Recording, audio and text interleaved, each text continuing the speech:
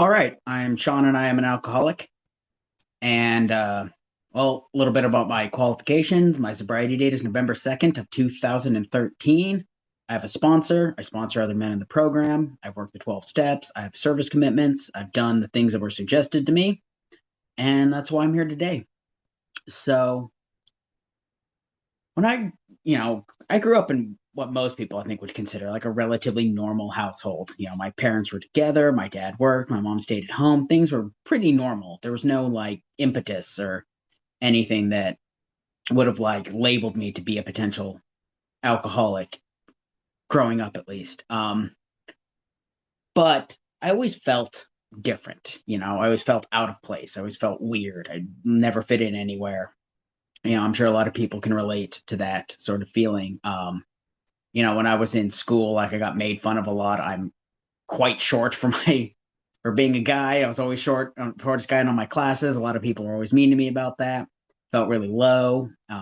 Just always kind of felt off. I felt like I just kind of didn't. I never fit in. Um, but nobody really drank in my house and stuff. It was never like a big thing. Like my dad would have a beer once a month or something like that, and I didn't think too much of it until like I got into high school, and I continued with that feeling of being out of place, being awkward, being weird, and you know, I tried all sorts of things to try to cope with that and stuff, and nothing really helped. And then I one day I was hanging out with some friends and we all decided, oh, we're gonna drink. So I basically took like, a bunch of bottles and took like a shot at each of them, mixed it all together, made like a jungle juice thing and got drunk. And that was the first time I was drunk. I was 15. And basically I was like, wow, this is it. I found something awesome. The second time I got drunk, I did basically the same thing. The third time I got drunk, I drank an entire bottle of mouthwash by myself. And that is where my drinking stayed. It was never, sometimes we say it's fun with problems and just problems. For me, I went straight to the problems. I skipped all the whole fun, being social, going to parties, that kind of stuff. For me, I wanted to feel not myself, and alcohol helped me do that. And it was relatively easy accessible because lots of things that you're not supposed to drink contain alcohol. And for me, I realized mouthwash and hand sanitizer contained lots of alcohol and get me very drunk. And that's what I drank. I didn't have very many friends, so I had nobody that could really buy me alcohol. So I just drank anything I could possibly get my hands on that would get me drunk.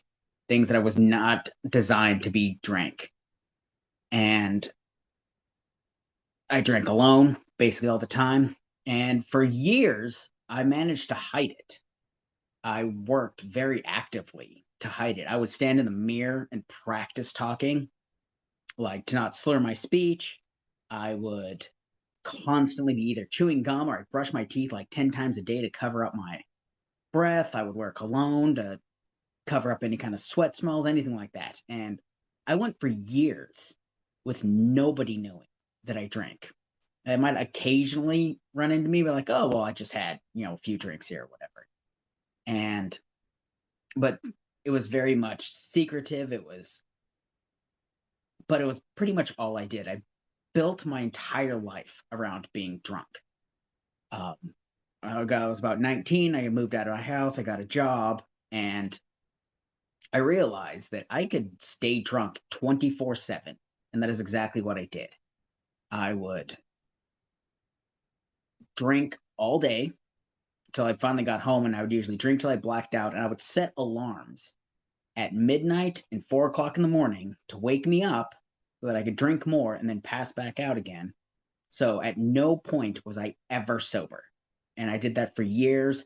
I drove tens of thousands of miles drunk, and I managed to hide it very well, being a very unsocial person, not having a lot of interactions with people until I believe it was February the 4th of 2010. No, 2011.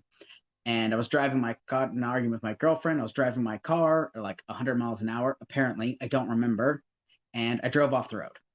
Um, Fortunately, I didn't hit anybody, and I personally wasn't too badly injured, but my car was completely destroyed, and I had no way of leaving the scene. So eventually the cop showed up, and it was beyond obvious that I was drunk. There was no hiding it. I didn't have to do a field sobriety test because I was basically in and out of consciousness. It took them about an hour to completely get me from there to when the time like the cops got called, showed up, did the whole spiel, got me in the car. They ended up taking me to the hospital because I'd hit my head on the steering wheel. When they finally did the blood draw over an hour later, it was a 0.497 blood alcohol level.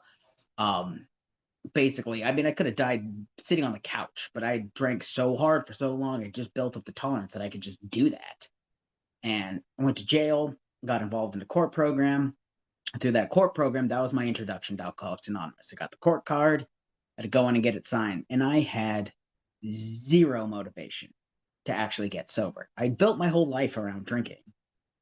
That was my life. It was not just the most important thing in my life, it was the only important thing in my life.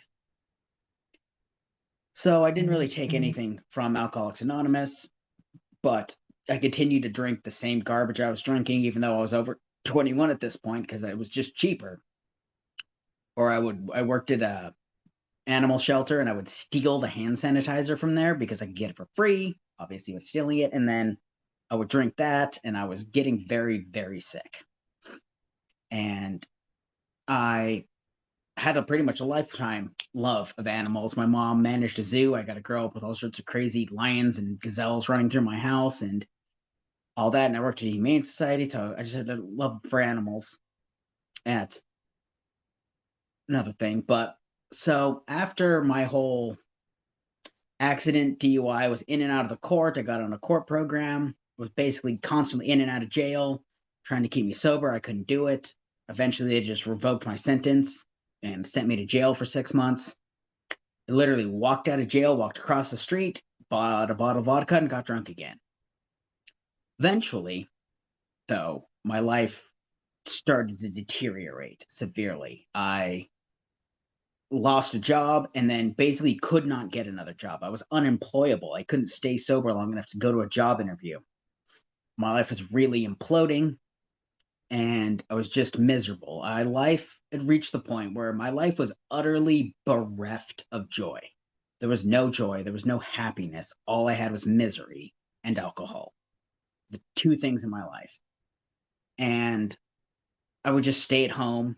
I got to the point where I was sleeping on the floor because I would pee my bed every single night because I was just filthy drunk. I was literally living in my own filth. I'd sold or lost everything I owned, basically. I had nothing. I was miserable. And I've been going kind of to AA meetings back and forth. I had relatives that were in the program that were taking me to meetings. And I was just, at this point, I was just lying. Like, oh, yeah, I've got 30 something days, even though I was literally drunk at the meeting. And until November 1st of 2013 rolled around, I get a phone call from my dad telling me that my cat had died. And I felt nothing. I'd loved animals my whole life, and I felt absolutely nothing because I had just crushed my own soul, basically. And it hit me in that moment that, like, I either need to do something to change this, whether that's taking a bath with my toaster or whether it's getting sober. And getting sober seemed like a better option. So I, I decided I was actually going to get serious. So on November 2nd, I went to an AA meeting and I admitted that I'd been lying. I said, I don't know what to do. My life's falling apart. What do I do? And I knew what to do. I mean, the steps are on the wall. I had a big book. And I basically, for the first time I got active, I did the things that were suggested to me. About a week, maybe 10 days in, I heard a guy speak at a meeting. He said something that sounded just a little bit poignant. So I walked up to him and said, I need a sponsor. He says, okay, call me every single day for 30 days. No exceptions. And I did. And that is the first time I did anything consistently for 30 days besides drink. Because I was just done. I'd finally hit bottom. I was 26 years old, and my life was utter misery. There was nothing in my life but misery. And so I started taking the suggestions. I called my sponsor every day. He didn't even answer every day, but I called him every single day. I started working the steps. I started actually getting some time. I got a 30-day chip. And then I got a 60, and then it was 90. And then my life started getting better. I actually got a job. Wasn't a great job, but it was something. I had a purpose. I had something to do. I was moving forward. And at about 5 or 6 months, I lived in Reno, Nevada at the time, and I heard about there was a conference in California, ACIPAA, the All California Young People in AA, in Redding, California, and a whole bunch of people were going. So I went to the conference, and that very much was a turning point for me in my life, in my sobriety, and really inspired me. There was like almost 1,000 people there. It was like a big fun event. There were people laughing and having fun, and it'd been a long time since I'd had fun and laughed. And after that conference, a whole group of us, about a dozen of us, all got together and decided that we should start a young people's committee in Reno, because there wasn't one. There had been one a few years prior, but it kind of faded away and fell apart eventually. And so I got to be part of actually starting a young people's committee, and this was in 2014, and they're still around. They're actually hosting ICYPAA in January, that same committee, and I got to be part of developing that. And then a few months after we got our committee going, we heard about SWACYPAA, the Southwestern Area Conference of Young People in AA, being held in Phoenix, and we decided kind of last minute, honestly, that we were going to bid on the conference. And it's kind of a bit of a token bid. We were just going to do it kind of for fun. But it turns out we were basically the only bid that had any substance. And we ended up getting the conference, and we were haphazard as could be. We made our bid skit the hour before it was due. I drove as soon as I heard like that we might, that we were basically one of the only solid bids. I drove to Kinko's, got on a computer there, made up the flyers for our pre-registration, printed them out, and ran them back in time. And we ended up getting the conference, and I got to be part of the host committee, which was awesome. I was the web and IT chair for that committee, and got to be part of actually hosting a conference with relatively low sobriety. At this point, I had about a year and a half when we started hosting. Yeah, about a year and a half when we started hosting, and it was a huge thing. We met every other week for the first 6 months, and then in the 3 or 4 months before, we met every single week. We're always working everything out, and it was just cool. And then we finally hosted the conference. It was awesome. There was almost 600 people there. I was always kind of the quiet one, so half as a joke, I was told that I was going to be the voice of the conference, and I went up and spoke and introduced everybody, and it was really cool, and it was just amazing. And we helped a lot of people. I've met people, at that conference that I still know, all over the country, and because of that, that really got the momentum for me, for sure. Keeping in YPAA, I ended up serving on the advisory board for SWACYPAA for almost 5 years, over 5 years, and I was the web and IT chair for that. Being involved in service and being able to help lots of people was always amazing. And it was just keeping me busy, staying active, and all that. And today, my life, because of this program and because of young people's in particular, but AA as a whole, my life is so much different. When I was out there drinking, I would lie to people about all the cool things I was doing. Like, oh, I do all these fun, interesting things, and I'm so nifty. And in reality, I did nothing but sit at home and drink. But, because I've gotten sobriety, because I've worked these steps and I did what was suggested to me, and that was all I ever did.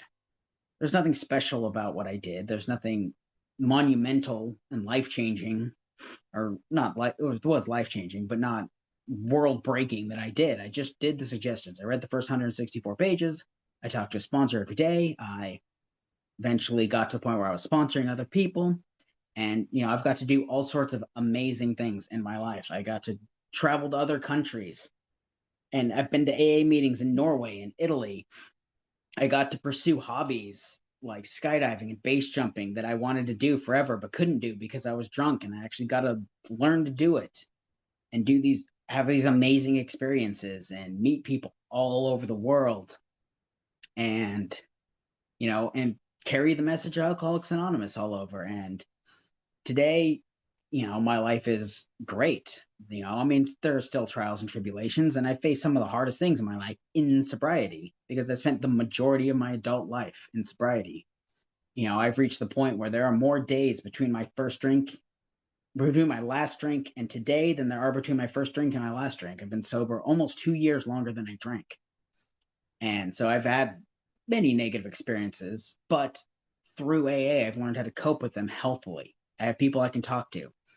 I have people who actually answer the phone. When I was drinking, I literally had zero friends because no one wanted to be around me, including me. And through this program and through doing the work, and that's really the key, is doing the work, being of service, working hard. And it's not easy. And it's a lot of effort. I've estimated somewhere between 12 and 15,000 hours actively working on my recovery since I got sober. And not 1 second of that was ever wasted because I have a life today that I can be proud of. I have a life that other people are proud of. They say when you try to get a sponsor that you should get somebody who has what you want. And today I have what I want. And that's something I never thought I would have. I can spend time with myself and be completely comfortable. Before, when I was alone, I was in terrible company. And it's all thanks to this program and from doing the work and being of service. And even now, 12 years down the road, I have multiple service commitments, both to the committee for the Arizona Bid for ICYPAA committee and for my home group. I have sponsees. And I continue to do the work. I go to meetings pretty much every day. I came from a meeting an hour ago, and I'm in another meeting now. And because the time is irrelevant, all I have is today. All any of us have is today. And I can't possibly emphasize enough for anybody, especially the newcomers. Anyone, if you have trepidation about this, if you're not feeling it, if I can get sober, if I can go from drinking mouthwash and hand sanitizer and sleeping in my own filth to living a great life and being able to inspire myself and being comfortable around myself and being able to help others and all the things I've been able to do and all the things I'll continue to be able to do because of this. I think, you should stick around. I assure you, your life will get better. If my life in Alcoholics Anonymous was not better than my life drinking, I would be drunk right now. And I'm not. It has been over 4,000 days since I've had a drink. And it's all thanks to this program, and it's thanks to doing the work and continuing to do the work always. And it's impossible for me to express how much my life has changed, how much better everything is. And it's not that complicated. If you put even a fraction of the effort you did to getting loaded into working this program, your life will get better. You will meet amazing people. You will have amazing experiences, and you'll be able to go through life content and comfortable and live in serenity and peace. And you'll have a life that is truly worth living. And with that, I will shut up. I'm Sean, and I am an alcoholic. And the topic today, the day before Thanksgiving, will be gratitude.